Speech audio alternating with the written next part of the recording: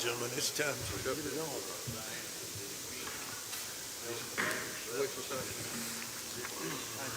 Gene, text you back. Good evening, welcome to Board of Supervisors meeting Tuesday, June 17th, 2025, 7:03 p.m. Let's see, Board Meeting Room, 39 Bank Street, Southeast Chatham, Virginia, 24531. Madam Clerk, call the roll, please. Yes, sir. Mr. Bowman? Here. Mr. Dalton? Here. Mr. Dudley? Present. Mr. Ingram? Here. Mr. Whittle? Here. Mr. Height? Here. Mr. Tucker? Here. All right. Out of respect, would we ask everyone to join us in a moment of silence?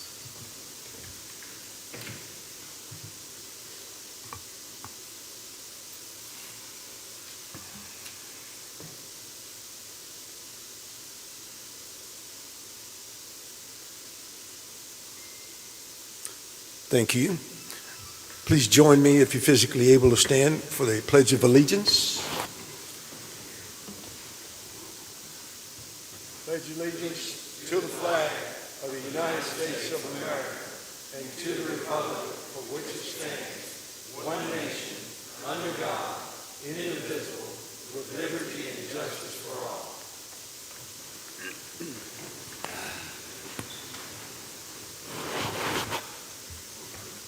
Thank you so much.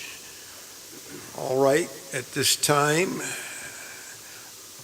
moving to item 5 on our agenda. Any items to be added to the agenda? Mr. Chairman, Yes, sir, Mr. Height. I make a motion, number 1, to add approval of the filing of a petition for writ of special election for treasurer to the consent agenda as item 7T. Number 2, to remove agenda item number 10B4, the cell tower lease renewal public hearing. Number 3, to add the approval of the resolution regarding Board of Supervisors compensation as agenda item number 13A under new business. And number 4, to add commitment of funds from the grant local match / contingency line item towards the Danville MPO's implementation grant as agenda item number 13B. Thank you, Mr. Height. Is there support for the motion? I'll second it. Thank you, Mr. Ingram. It has been moved and met with second. We add these items to the agenda. Any discussion? Hearing none, please cast your vote.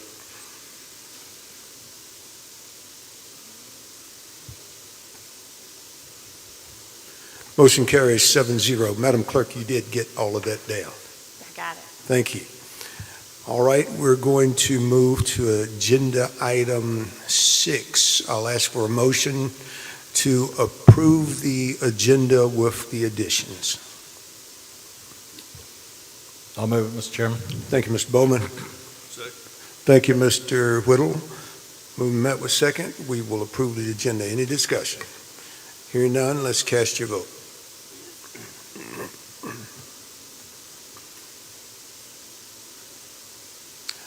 Motion passes 7-0. Thank you so much. Moving down to item 7, the consent agenda. I will ask for a motion to approve the consent. Mr. Chairman, Yes, sir, I'll Mr. make a Dalton. motion to accept the consent agenda with the changes that we made. Thank you, Mr. Dalton. Support for the motion. Second. Thank you so much, Mr. Ingram. We met second. We would approve the consent with changes. Any discussion? Hearing none? Let's vote, gentlemen.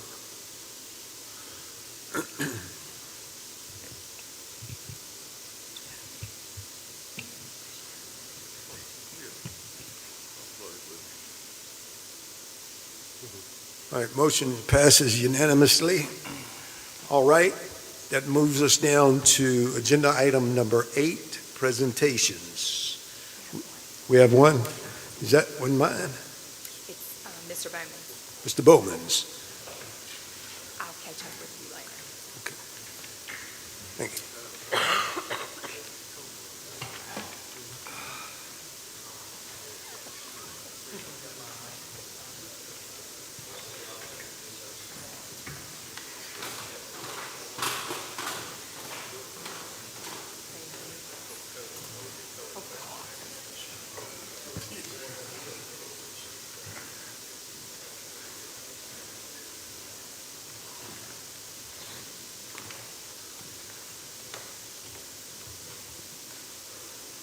Thank you.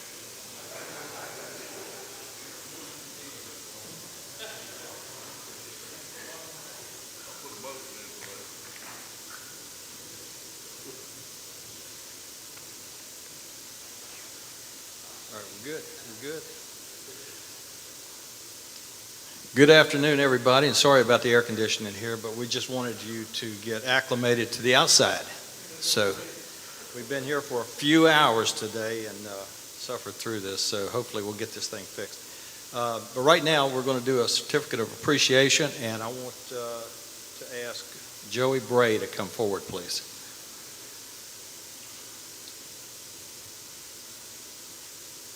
And it's my honor to present this to Joey, who has served 8 continuous years on the DSS committee and done an absolutely wonderful job. And had it not been for term limits, he'd probably still be appointed to that. And those folks over there really appreciated his service, as we do also. So, Joey, if you'll come up, if you will, please, and I'll read this certificate. The certificate of appreciation. The Pittsylvania County Board of Supervisors expresses its sincere appreciation to Joey Bray for his 8 years of service to the Department of Social Services Board. Mr. Bray has generously shared his time, knowledge, and experience, and his commitment, insight, and tireless efforts have had a lasting impact on the lives of countless individuals and families in our community. The board expresses its sincere appreciation to you for your dedicated service and commitment to the county's future over the past 8 years. Given this 17th day of June, 2025, Kenneth L. Bowman, Chatham Blair, Supervisor, and Robert M. Tucker, Chairman.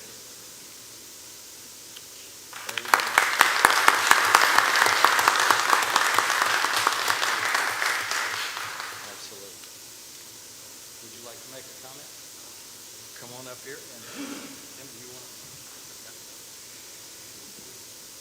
to? Well, as I said last evening at my final board meeting, I said it's hard to believe it's been 8 years. But the calendar, both the calendar and the color of my hair tells me that it has been 8 years. And so I thank you so much for this recognition. I believe it to be undeserved in some instances, in some respects, but I'm thankful and grateful, and I am blessed to have served 8 years for the citizens on that particular board, and I'm grateful and thankful. Thank you. Also, ladies and gentlemen, I am the Board of Supervisor liaison on the Department of Social Services. Ken asked me to say a couple things. Joey Bray is just Joey Bray. He's a very good gentleman. He's a parliamentarian for the board, and he has just done a wonderful job. I have grown to really like and love the guy that he is. I just want to say thank you so much for serving. He's an example of what at times we should all be. Thank you, sir.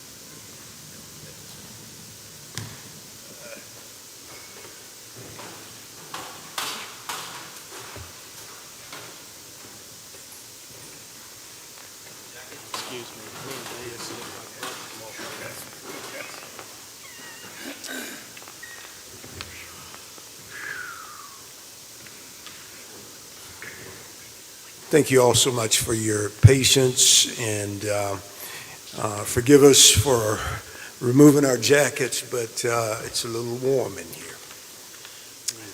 All right, that takes us down to hearing of the citizens. Item number 9 in public hearings. Pursuant to Article 5, Division 6 of the Pittsylvania County Zoning Ordinance, the Board of Supervisors have been empowered to hear and decide specific zoning issues and zoning map changes in support of said ordinance.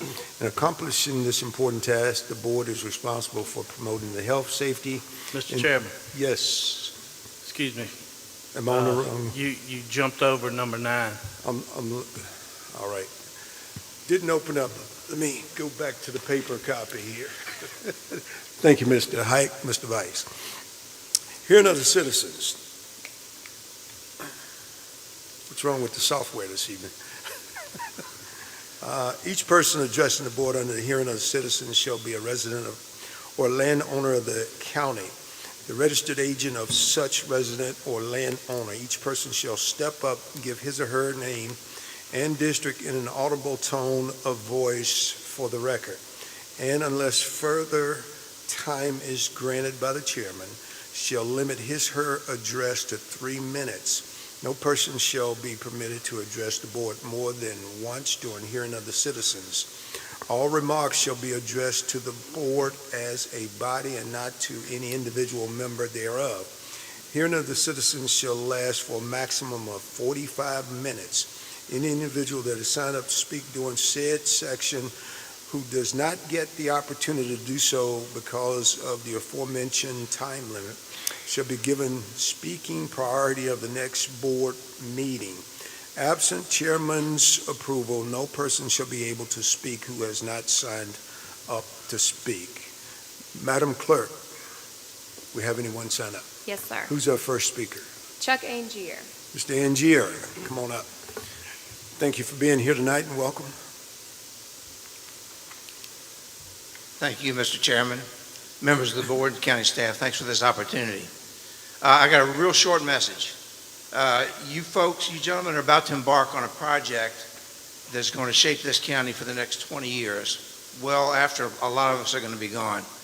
And I just have one suggestion I'd like to submit to you, and I would like to see a ad hoc committee of citizens appointed to work directly with you, with county staff, and with the contractor, whoever that may be when the time arises, to have consistent input into the process before it goes out to the citizens, to the town halls. So that's my message. Please consider that. Thank you for your service. Yes, sir. Thank you, Mr. Angier. All right, Madam Clerk, who's our next speaker? Katie Whitehead. Ms. Whitehead, come on up. And she is going to speak on behalf of the Coalition for Protection of Pittsylvania County. Okay, she's granted 10 minutes. Thank you. Thank you for that. Yes, and ma'am. good evening. Good evening. In early April, it was rumored that county officials held a meeting with tech giant XAI at the Blair's fire station. Those I asked about the rumor responded that they were under a non-disclosure agreement and could not comment. Non-disclosure agreements prohibit you from talking about negotiations with companies. They do not prevent citizens from participating in due diligence when we hear of a company interested in the county. When we first learned the name Balico LLC from a public hearing notice in the Star Tribune last October, we scrambled to learn about Balico, data centers, and gas turbines. And we contributed to your wise decision to deny Balico's rezoning request. Supervisors have suggested that the way to prevent repeating the heartburn of the Balico experience, is to overhaul the county's comprehensive plan and future zoning map. Some people want the plan to identify new areas for industrial development. Many citizens want to be sure the plan preserves agricultural and forest land and strengthens protection of our farm communities, our air, water, soil, and rural quality of life. Another way, right now, to avoid a replay of Balico is for us to take the XAI leak seriously. Last year, XAI constructed a supercomputer data center in Memphis. We would do well to consider what's happening on the ground in Memphis and what that says about the character of this company. In early spring of 2024, the Greater Memphis Chamber of Commerce actively courted XAI, and along with Memphis Light, Gas, and Water, signed non-disclosure agreements with XAI to develop a plan.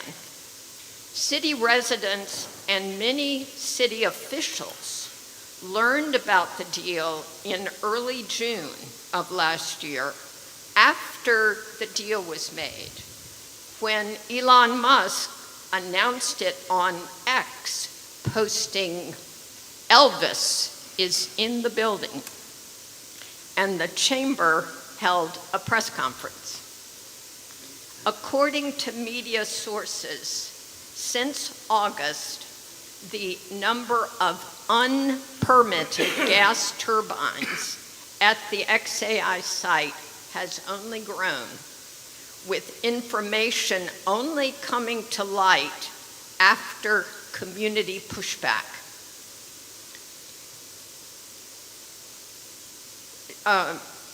The company installed 35 gas turbines at the site to power the facility without any permits or public oversight. When local residents rose up in protest, local officials claimed that XAI was only operating 15 of the turbines. Environmental groups sent a plane with thermal cameras to fly over the facility and found 33 turbines, giving off significant amounts of heat, a sign they were also generating electricity and pollution.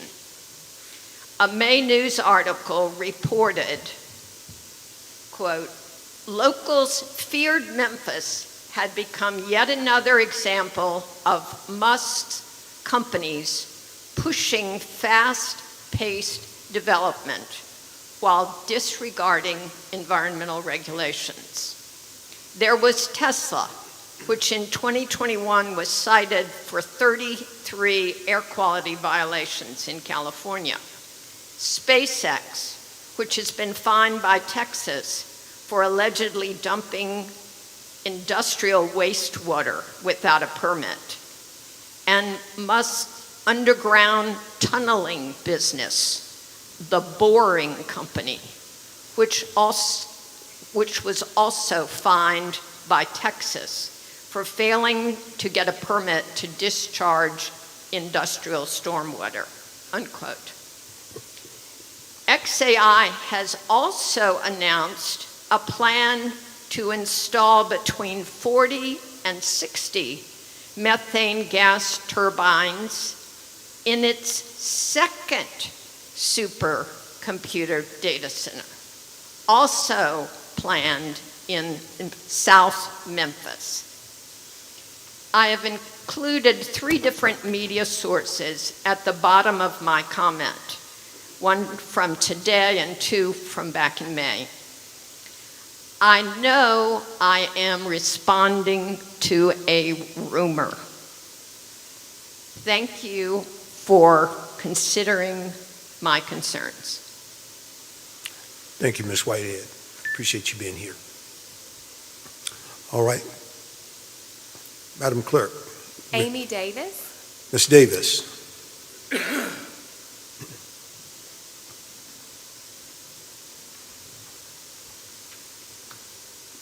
Good evening. Welcome. Hello, my name is Amy Davis. I live in the Bannister District. I want to thank you for your no vote to Balco on April 15. My husband and I own a farm on Mill Creek Road, and we were so thankful we bordered this project, and we thank you from the bottom of our hearts. I have a question that I've asked this to you before. What's most important? It is a comprehensive plan that protects our rural farming community and land from heavy industry. We urge you to please adopt a new comprehensive plan that will protect our land from concrete and pollution, that will protect our water, air, noise, and light quality, and our health. We urge you to do this, and we thank you for your service to Pittsylvania County, and we appreciate you so much. Thank you. Thank you so much, ma'am. And stay tuned. We're putting in motion a comprehensive plan. Madam Clerk, who's our next speaker? Joe Torkelson. Joe.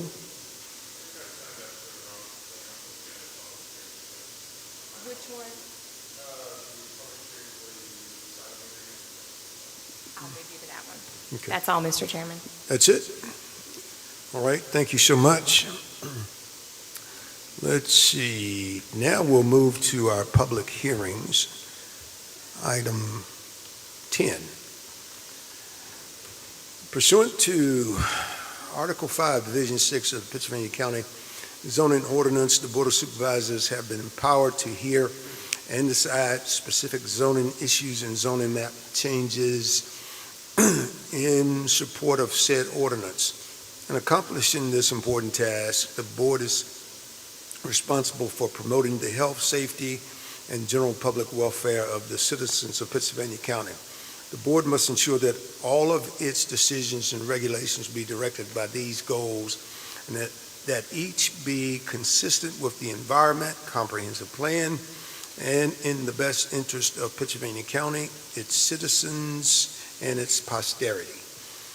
All right. Case R-25-001. Ms. Ragsdale.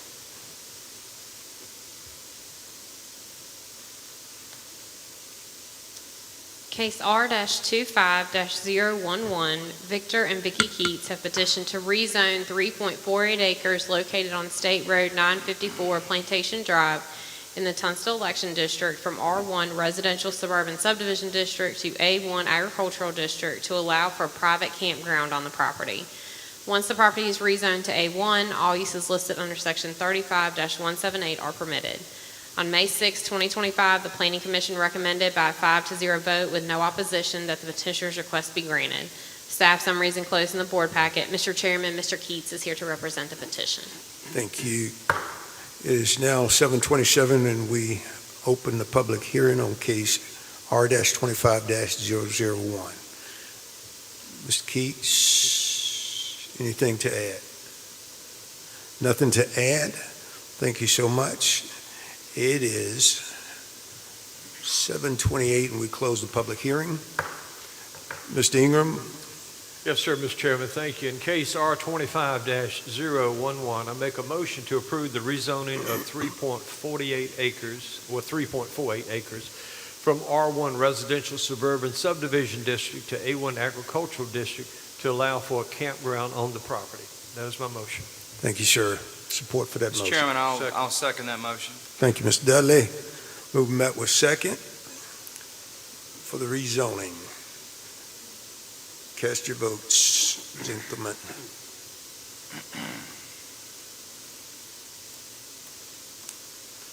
Motion passes unanimously. Property's been rezoned. All right.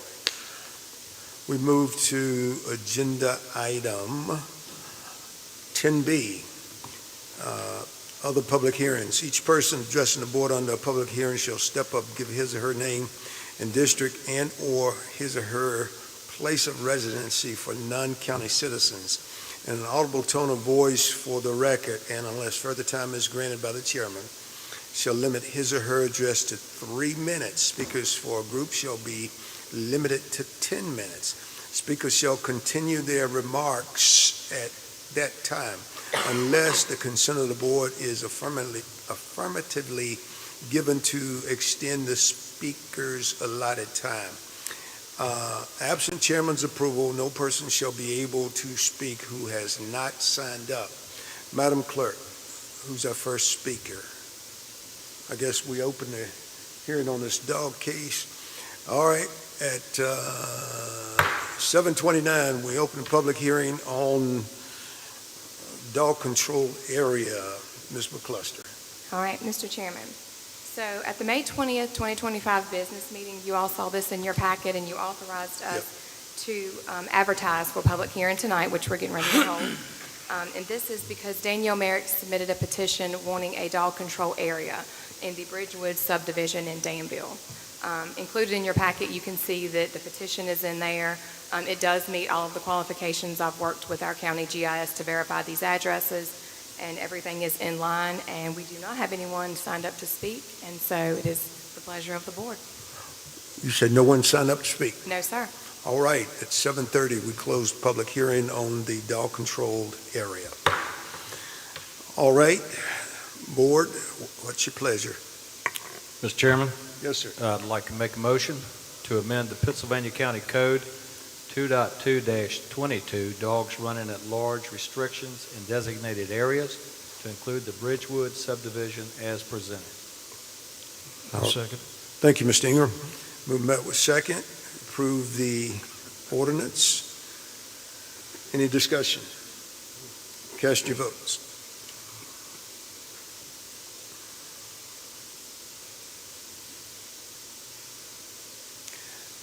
Motion passes unanimously.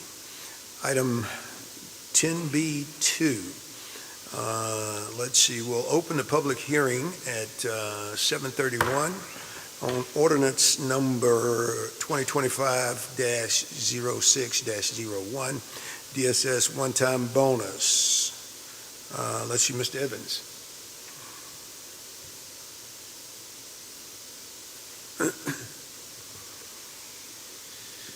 Thank you, Mr. Chairman. Yes, The sir. Virginia General Assembly approved a one-time bonus of 1.5% of base salary for all full-time employees for local departments of social services effective July 1st, 2025.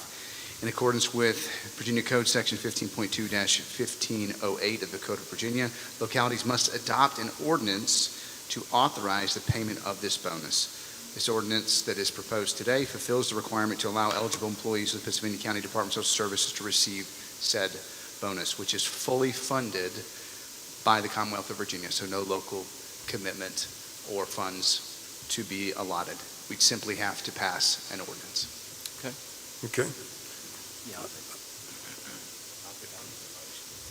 Any questions, discussion? If not, we're going to close the public hearing at 7:32. All right, gentlemen, what's your pleasure? Yes, sir, Mr. Chairman, as the board liaison for Department of Social Services, I make a motion to adopt the ordinance number 2025-06-01, authorizing the payments of a one-time 1.5% bonus to eligible full-time employees of the Pennsylvania County Department of Social Services in accordance with Section 15.2-1508 of the Code of Virginia and the FY 2026 state budget allocation. Mr. Chairman, that is my motion. Thank you, Mr. Dudley. Support for the motion. I'll second that. Thank you, Mr. Ingram. Absolutely. We met with second. One-time raise. Any discussion? Gentlemen, cast your votes.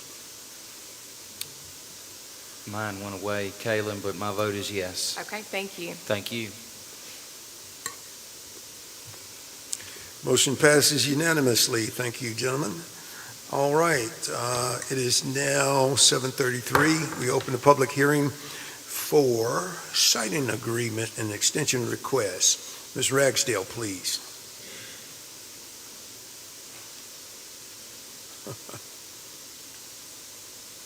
Mr. Chairman, if I may, assisting Ms. Ragsdale in this discussion. Okay. As the board is aware, the General Assembly has granted the locality additional control over the process of placement of and issuance of special use permits for solar projects. If there is a siting agreement, there has to be a public hearing held before the siting agreement can be entered into. We're here tonight to hold a public hearing regarding a solar siting agreement and extension request by Axton Solar LLC. This is a special use permit that's previously been issued, and they are requesting an extension. As the board is aware from prior discussions, the state legislature did a blanket extension of those special use permits, expiring here in a few weeks. And Axton Solar is requesting a 2-year extension to that special use permit. In conjunction with that request, they have negotiated with county staff a siting agreement. It's my understanding you all have a copy of that siting agreement before you this evening. The significant portions of that siting agreement are, I think, fourfold. The first, there is an understanding that concurrent with the extension of the special use permit, there would be a payment to the county of $130,000. So that would be up front as part of the process of entering into the siting agreement and the extension of the special use permit. Second, there would be specific benchmarks that we see in other siting agreements for payments to be made to the county upon issuance of building permits, upon commercial operation, and then annual payments thereafter.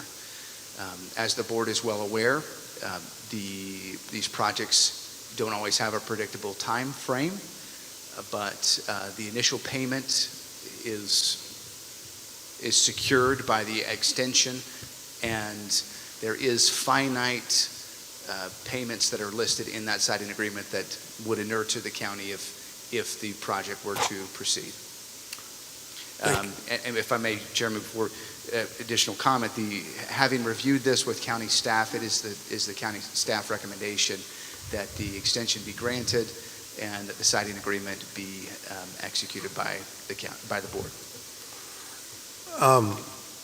Just before I ask for discussion from the board, Ms. Ragsdale, let me have you come up, if you will, and clear up something.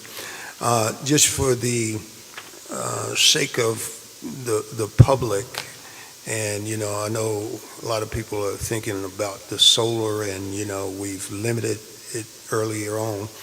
What is the advantage from your viewpoint based on the staff's recommendation? Tell us the rationale behind why you're recommending the approval, and give us the why for so that everybody kind of feels a little bit better about what we're doing here.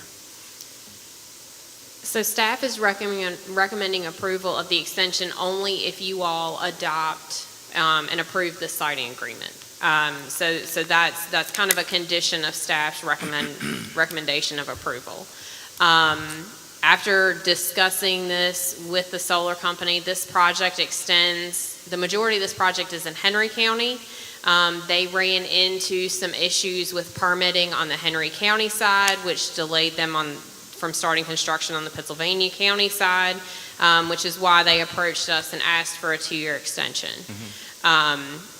When they first approached us, this is not a project that required a siting agreement when it was approved. This project was approved prior to the state code allowing siting agreements. So staff saw this as an opportunity. if you were going to allow an extension and allow them to construct this project, county staff felt that it was important that we receive some financial benefit from this project as well. So that's why staff has negotiated the siting agreement with them. This is laid out in front of you. And that's why staff is recommending approval of the extension if this siting agreement is approved and ultimately adopted by the board. Thank you, Ms. Ragsdale, and the reason I wanted you to do that is because I have been attacked personally and publicly and even on Facebook because I had mentioned that they did not read the siting agreements when they signed them, and we did not collect our money up front. So this allows us, Mr. Evans, to get our money right up front. Is that correct, my understanding? Yes, Mr. Chairman, there is a payment up front, that $130,000. There's another $200,000 payment on issuance of the building permit, and then a $1 million payment initially when the production of electricity commences, and then an annual payment approximately between $100,000 and $200,000 that escalates over the next number of years, an annual payment that's also built in after the production begins. Thank you, sir. Great work. All right, board, any discussion? Mr. Chairman. Mr. Bowman. I do. So have they resolved the issue with Henry County? Yes, and I don't know what that issue was. I think it was just coordinating permitting from Pennsylvania County and then with Henry County, and then they had to come back and add some additional properties. And then they have also been dealing with the delays for PJM as well, like many of the other projects that we have, previously approved throughout the county. So I'm not 100% sure what those issues were, but I know that their permitting on Henry County came after Pennsylvania County, so I know that did delay their project. Okay. Mr. Chairman, one more question, please. Yes, sir. So why did they wait till the last minute, knowing they were up against a hard timeline here, in order to come and ask for this extension? Because in my mind, this has shades of Balico written on it, because Balico was famous for pulling permits just before they were ready to be voted on, and then resubmit after the fact. So why did they wait so long? That I cannot answer. So I have hesitation.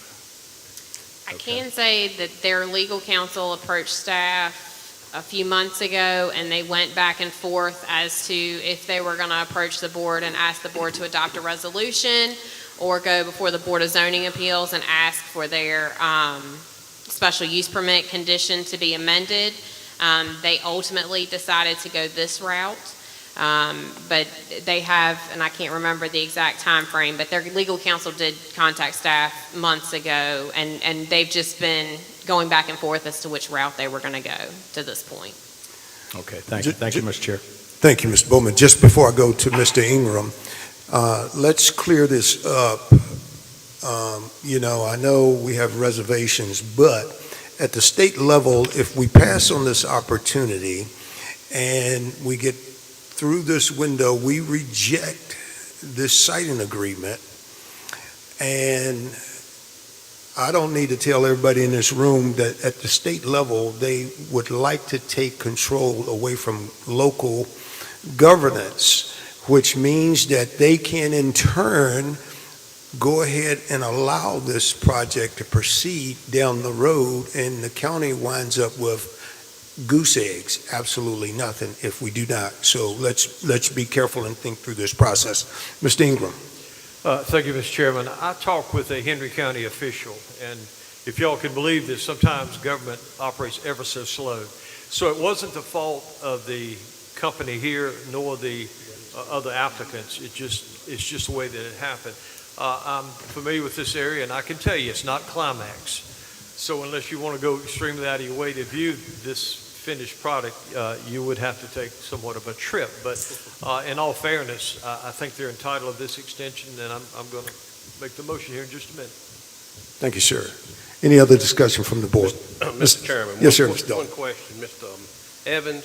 All of this payment does come to Pennsylvania County. We don't have to share it with Henry. No, this is based on the production and the location of certain amount of the project in Pittsylvania County. Okay. So this is only for Pittsylvania Okay, County. thank you.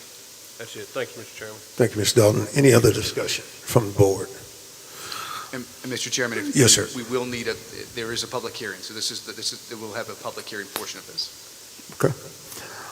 I think I opened the public hearing early on. Do we have anyone signed up to speak? Yes, sir. Okay. Chuck Angier. Mr. Angier, come on up. Thank you again, sir, for being here tonight. Thank you again. Well, Mr. Evans said a lot of what I was going to say. They were granted a special use permit in December of 2020. They had until 3 years to start construction. The state has blanketed all the facilities in the state, extension until July 1st of 2025, which is right around the corner. So they're coming to us asking for an extension until July 1st of 2027, based on Virginia code. And what that code says is any deadline in the exception permit may be extended by a resolution of the governing body until July 1st, 2026, or a much longer period as may be agreed upon by the locality. So may is a big word. It's 3 letters, but it's not must and it's not will. And right this minute, and I can't see where the state can compel us to do anything on that. And in extension, in compensation for that extension, they're offering a siting agreement. Now, forgive me, everybody, but the siting agreement that Emily Ragsdale referred me to, is a little bit different. I see only two numbers in there. One is that when all the building permits are issued, within 5 days, they will pay the county $5,000 per megawatt, or $1 million. And then, when they begin commercial production, in 5 days, they'll give us $15,000 per megawatt, or $3 million, for a total of $4 million. I'm not saying that, maybe I've just got an outdated version of the siting agreement. I don't know. And Mr. Ingram, or somebody asked if any of this was going to Henry. I'm glad you answered that, because I wasn't aware of what was going on with that. But unfortunately to me, to Mr. Bowman's point, it smacks of a bribe, because here they are, 3, 4, 5 years into the project, and they haven't broken ground yet. So is it a bribe? What's going on? And why have they been delayed? Emily mentioned PJM, and you've heard about PJM from me and others. PJM is a regional transmission organization. They are responsible for the distribution of a stable, adequate power supply in the Northeast, from Virginia north and over to Chicago. 13 states, 65 million subscribers, and it is the largest in the country. They have to maintain a adequate supply. They have sandbagged the solar outfits. They, in their interconnect queue, which is what people have to go into to join up, if you're going to sell electricity, you have to join up with PJM. They have 2,131 interconnect requests in their queue right now. 2,131. Half of them are solar. 197 of those solar are in Virginia. 3 minutes is complete. That complete? Yes, sir. 11 of them are in Pennsylvania County. We have 4 that are operational. It's actually only 3, because 2 of them are Maplewood out in Climax. The other is Sycamore and Whitehorn down in Gretna. So why are they sandbagging solar? First of all, they're overwhelmed by the number of solar requests. They're used to dealing with 3 or 4 requests a year from major facilities. Now they've got thousands because of solar. And also, if I was managing an electrical supply, I think I would be real hesitant to get excited about signing up a whole bunch of producers that are fickle and unstable and putting risk into the system. And then, we have emerging technology. There's a lot of progress in nuclear and hydrogen, and I think I'm worried that those things are going to come on the scene before solar is implemented, and what we're going to end up with is millions of acres of abandoned farmland with industrial waste on it. So I would urge you to set a precedent and reject this extension and the siting agreement. Thank you for this opportunity. Thank you, sir. Ms. Ragsdale, anyone else sign up to speak? Mike Purtle. Mike, Here he is. good evening. Thank you and welcome. I don't know all the codes and stuff like the previous speaker, but I'm here to speak on behalf of Tunstall District. We have a family farm in Axton, and we stand to profit from the solar. So we know we got a lot of people for it and a lot of people against it. I'm here speaking on behalf for it. Wasn't sure what I was going to say until Father's Day. My family was there on this family farm that's been in the family since the 1800s. And as we walked down to the cemetery, my wife told me then that her grandfather wished that this tobacco farm, which turned to a cattle farm, which is currently just a hay farm, one day could benefit people of this county. I see an opportunity there to benefit this county. Thank you. Thank you, sir. Thank you, sir. All right, Ms. McCluster. Okay. Joe Torkelson. Joe, come on up. Good evening. Welcome. My name is Joe Torkelson, representing the Axton Solar Project. Appreciate Mr. Evans and Ms. Ragsdale for the summary. Again, we're requesting a 2-year extension to our start of construction date due to a number of delays with PJM, as well as the offtake agreement that we previously had signed for the project but is now terminated. We believe 2 years will be a sufficient amount of time to execute a new offtake agreement and engineer the project with the most up-to-date technology, panels, inverters, etc. We want to make sure we build the highest quality project that we possibly can in the county, and unfortunately we just need a little bit more time to do so. If I can address just the one comment about the timing, we certainly had been considering the extension request as early as 6 months ago. We were working to engineer the project. We even submitted some preliminary plans to the county, but ultimately for the reason I just mentioned, decided to request the extension rather than proceed with a start a construction plan on a small area of the project. So again, we can make sure that we are building the highest quality site possible. Thank you. Thank you, sir. Hang out for just a second. Yep. Any additional questions for this gentleman representing? Yes, sir. Thank you, Mr. Chairman. We're looking at a 2-year extension. Why 2 years? I know the state says it. I mean, what are you going to have done in 1 year? You tell me. Yeah. In 1 year, we hope to have, again, the offtake agreement executed at a new price. So the previous agreement was executed in 2021. Since then, there's been a rapid increase in energy prices. Unfortunately, we weren't able to come to an agreement with that counterparty. And the first half of the year was, albeit a little bit shaky with tariff concerns, dealing with other off-takers, and will the price of certain equipment continue to increase. However, when you see that settling down, we see counterparties more interested in working with us. So having that agreement executed prior to the start of construction is crucial part of the de-risking of the project. The reason I'm asking is if you've not put a shovel in the ground yet, correct? Correct. And you've had this for 5 years? Yes, I believe so. Okay, that's all I got, Mr. Chairman. Thank you. Okay. Any other questions? Thank you, sir. Appreciate you. Anyone else signed up to speak, Ms. McCluster? No, sir. All right, it is 7:52. We closed the public hearing. And, gentlemen, what's your pleasure? Mr. Chairman, I make a motion approving the execution of the attached siting agreement for the Axton Solar Project and resolution number 2025-06-04, granting an extension of the SUP until July 1st, 2027. Is there support for the motion? Yes, sir. Is there support for the motion? A second? Thank you, Mr. Whittle. Any discussion further? Gentlemen, cast your votes.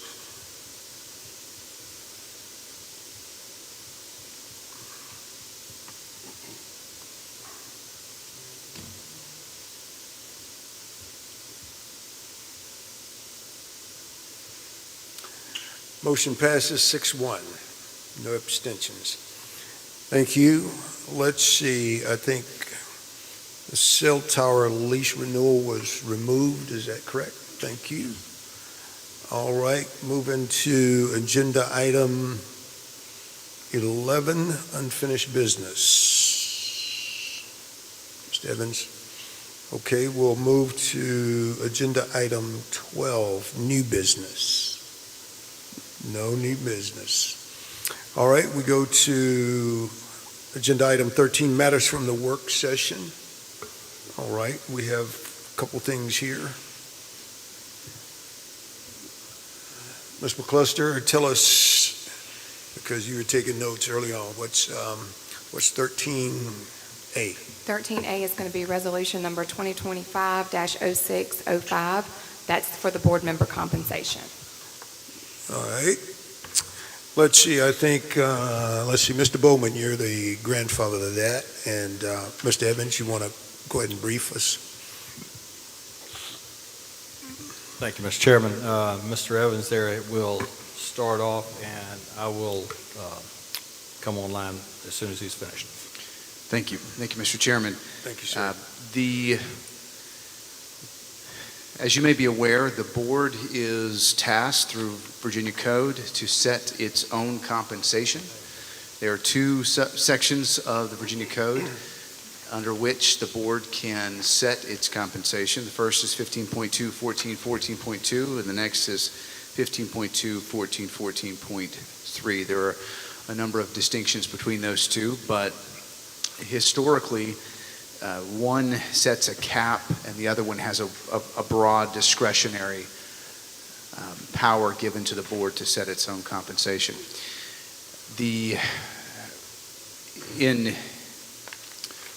In boards where there is no staggered term, the board compensation is set for the next term. But in boards like this, where there is a staggered term, the approval of a compensation goes into effect the next calendar year. So if the board approves a specific compensation, then that compensation would go into effect the next January 1st. Historically, this board has not made regular modifications to the compensation of the board members.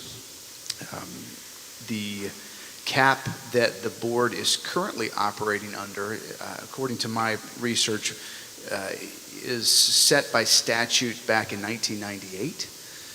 So there is, in both code sections that allow the board to set compensation, there are provisions for the board to make modifications over time to that compensation, and historically that has not happened in Pittsylvania County.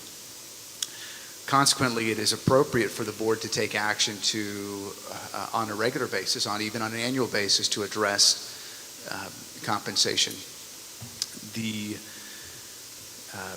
It should note that during the time frame where the current compensation has been in effect, there have been a number of cost of living adjustments for county staff, other county employees, that has not been reflected in board compensation. As you all well know, that this position is one that at times is quite time intensive, and the compensation that is set by this board historically is, well, let me say it this way. In looking at other counties, my investigation and research is probably not all-inclusive, but I have yet to see a board that is compensated lower than the Board of Supervisors here in Pittsylvania County based on comparable size. Consequently, it would be appropriate for the board to address compensation. There's been a proposal that has been submitted to the board for resolution to increase the compensation that the board receives. That current proposal that you have before you as part of the resolution is that board members receive $1,500 per month, that vice chairman receives $1,650 per month, and the chairman receive $1,850 per month. That graduated compensation is reflected in the statutes as well. There's a consideration for a higher compensation for a vice chair and a chairman of the board. So it's the recommendation that the board take action in addressing compensation, not only today, but that there be a regular address in the board's processes of its own compensation. Okay. Thank you, Mr. Evans. Mr. Bowman. Thank you, Mr. Evans. So just to add what Mr. Evans just brought up there, we discussed this during our budget process, the Finance Committee did, and we came up with the numbers for the compensation there, and based on the information that he just put out there, we felt it was prudent to go ahead and do this. Funds have been approved and are included in the new budget under the Board of Supervisors budget line item, so that has been taken care of. As Mr. Evans said, this would not go into effect until the 1st of January 2026, and it will end on December 31st, 2026. So it's for 1 year, and it will be reviewed every budget cycle, just like every other department. Each year, the Board of Supervisors may adjust based on the cost of living awarded to staff or any other increment thereof. This will also give the school board, the opportunity to raise their compensation at the same time. They will not be able to exceed it, but they will be able to bring that up. So it'll give them an adjustment in their salary too. Another reason for doing this is, as Mr. Evans mentioned there, we are behind when it comes to this.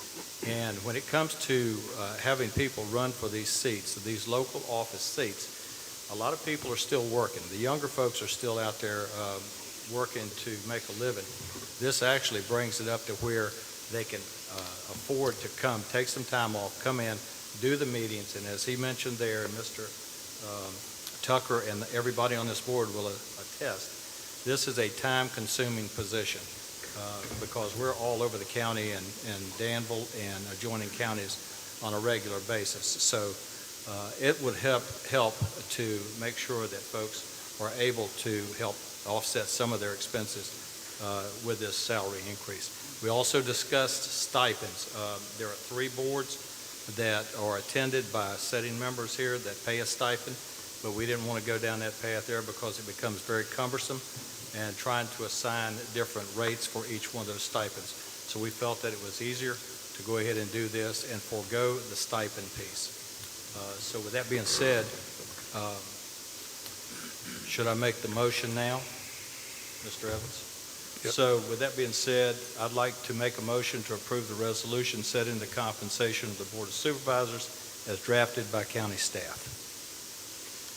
Thank you, Mr. Bowman. Is there support for the motion? Second. Thank you, Mr. Height.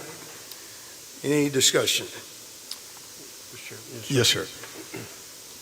You know, while I'll surely agree that this day and time everybody would like to try to make more money, none of us got in this position to make money. It's all about serving. And I'm not going to support this motion. And I've got mixed emotions because I do believe in what's been said. It's very time consuming. And quite frankly, I've lost a lot of money with my 3 businesses that I had at one time by dedicating 100% to this job. But that was my choice. I further believe that in order to attract people, to make this competitive, to have good quality folks apply to be a member of this board, is that compensation has to be there. So if you would change the execution date to 2028, I'll vote for it. But apart from that, I'm going to vote no. I'm sorry. Mr. Dalton. Yeah, Mr. Chairman, thank you, sir. Yeah, I like the idea that Mr. Bowman brought up, but I'm going back to when I decided to run for this board. I didn't do it for the money. If it was, I'd have went somewhere else. I'd have done something else. I've done it because I put my heart into it. I'm probably one of the richest men in Pennsylvania County because I count everything that money cannot buy.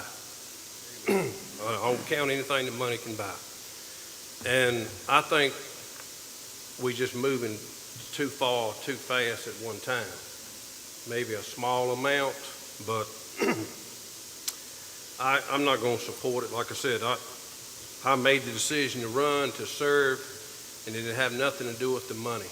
I think we're trying to set an example here that we want to buy people to get them to come to work on the board. And I know I can't support it. Thank you, Mr. Chairman. Any other discussion? Okay. So that the public is aware, and being the chairman of the Finance Committee, we had this discussion when we were actually working on and trying to balance the budget. We already baked this in the cake, and we've already put the money in place to be able to do that. Now, having said that, you know,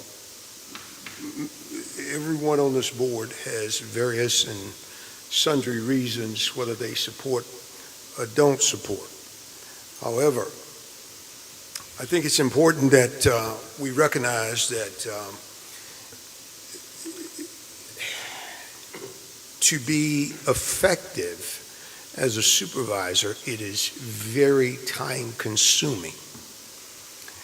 And, you know, we can kind of play politics, put on masks and all of that kind of stuff. But let's peel the onion back and let's be real. This board just voted 6-1 to hire a county administrator and start the county administrator at $220,000 annually. And you have people sitting on this dais that's actually making somewhere in the neighborhood of $800 a month, trying to supervise someone that's making $220,000. Now you tell me how that actually works. And I want everyone to understand that I am immersed in VACO, Virginia Association of Counties. I've been to Loudoun County, been to Fairfax, Northern Virginia. I have had dinner with Mr. McKay, the chairman of the board in Fairfax County. And it's a little embarrassing when they actually consider their positions in terms of full-time. And they're making $60,000, $80,000 annually. Okay? So I'm going to support this motion because I think it's only right to make the adjustment to move us forward in time. We always talk about we want a bright future. We always talk about we want to see economic development, but at the same time, we can't put our thumbs on the scale just because we are fearful of the next election. Well, I'm not. I didn't sign on to basically get paid. I've not turned in an expense account since I've been on this board. But yet and still, I put in the same amount of time as any supervisor in Loudoun County to stay abreast and apprised of everything that's going on in the county. And I think it's unfair for these gentlemen to my left and right to serve this county. I know we signed on to give back, okay? And Mr. Dalton, I agree with you. I'm rich also. But when you count your time, that is a valuable asset and a commodity that you will never be able to get back, never be able to recoup. So I'm going to support the motion. Any other discussion? No, sir. All right. Gentlemen, cast your vote.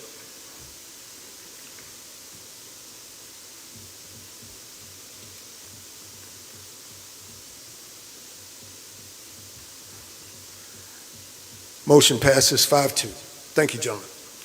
All right, what is 13B, Ms. McCluster? That is the Safe Streets for All grant that was discussed earlier in the work session. All right, who has the Safe Streets? Mr. Arnold. Thank you. Yes, sir. So as you all may recall, earlier this afternoon in work session, we talked about the Safe Streets for All opportunity that we have right now to submit an implementation grant in partnership with the West Piedmont Planning District Commission, or the Danville MPO, which is a specific focus area of the WPPDC. And this piggybacks on to the recently adopted Safe Streets for All action plan that the board adopted last month. And three streets, or corridors rather, in the county were identified as priority corridors, those being US 29, Franklin Turnpike, and Kentuck Road. And so the ask is, would the board consider, this is a 20%, this grant requires a 20% local match. So would the board consider committing to that 20% local match to help fund some of the corrective measures and improvements and recommendations that were cited in the Safe Streets for All action plan? And I believe at the work session we were looking around a $75,000 local match. Okay. Thank you, Mr. Arnold. All right, sir. Mr. Haight. Mr. Chairman, I'd like to make a motion that the board commit $75,000 from the grant local match / contingency line item for a 20% local match towards the Danville Metropolitan Planning Organization's implementation grant based on recommendations in the recently adopted Safe Streets for All action plan, and that staff be authorized to work with the West Piedmont Planning District Commission and the Danville Metropolitan Planning Organization and their consultants to identify the appropriate projects to prioritize for this implementation grant application, and that should time in the grant application process allow, that the board be given a short list of projects to choose from for available funding. Second. Thank you, Mr. Haight. Thank you, Mr. Ingram, for the second. Any discussion? Hearing none, gentlemen, cast your vote.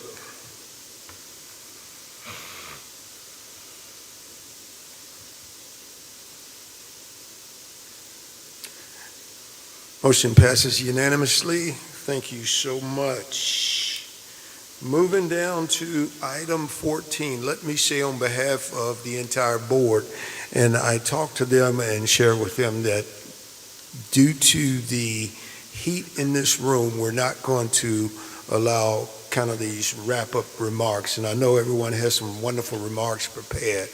And normally I would yield to Mr. Bowman, but I'm going to say if he tells you he's been here, there, and everywhere, he's just been following me around. All right. Mr. Arnold.